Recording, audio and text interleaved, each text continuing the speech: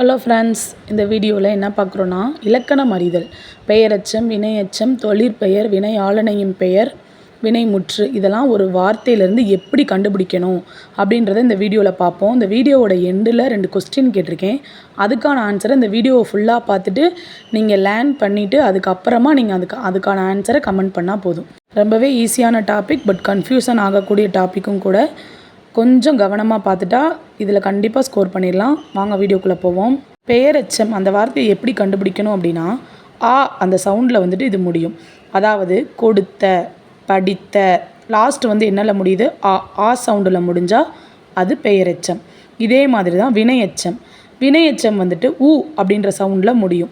அதாவது கொடுத்து, படித்து, இந்த மாதிரி ஊ ஓசையில் முடிகிறது வினையெச்சம். ஏல முடிஞ்சால் பெயரெச்சம், ஊல முடிஞ்சால் வினையெச்சம். ஞாபகம் வச்சுக்கோங்க. நெக்ஸ்ட்டு வினைமுற்று. அது எப்படி முடியும்னா, இன் இர் அதை வச்சு முடிஞ்சால் அது வினைமுற்று.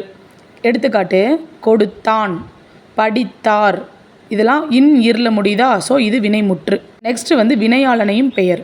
இது அவன், அவள் அப்படின்ற மாதிரி முடியும். அதாவது கொடுத்தவன், படித்தவள், அந்த மாதிரி அவன் அவளில் முடிஞ்சால் வினையாளனையும் பெயர். நெக்ஸ்ட்டு தொழிற்பெயர்.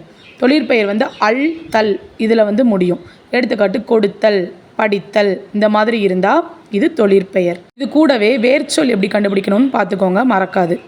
ஒரு சொல் கொடுத்துட்டு அதோட வேர்ச்சொல் என்னன்னு கேட்பாங்க. அது எப்படி கண்டுபிடிக்கணும்னா, பொதுவாகவே இது ஒரு கட்டளை தொடராக இருக்கும். செய்வான் அந்த சொல்லோட வேர்ச்சொல் எப்படி இருக்கும்? செய். செய் அப்படின்றது என்னது? ஒரு கட்டளை தானே, செய்ய சொல்கிறோம்.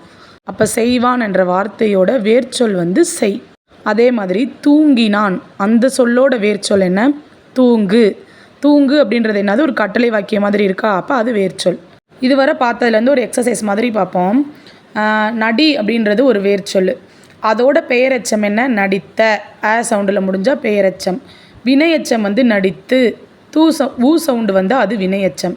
வினையாளனையும் பெயர் என்ன? அவன், அவள், அப்போ நடித்தவன். வினைமுற்று ஆண், ஆர் அந்த மாதிரி இருக்குமா? ஸோ நடித்தான். தொழிற்பெயர் அல்ல முடியும்னு சொன்னோமா? ஸோ நடித்தல். அப்படின்ற வார்த்தையோட பெயரெச்சம் தின்ற. வினையெச்சம் தின்று. வினையாளனையும் பெயர் தின்றவன். வினைமுற்று தின்றான். தொழிற்பெயர் தின்றுதல், தின்னுதல், இந்த மாதிரி வரும். இப்போ இது எப்படி கண்டுபிடிக்கணும் அப்படின்றது உங்களுக்கு தெரியும். இது இல்லாத கொஸ்டின் பேப்பரே கிடையாது.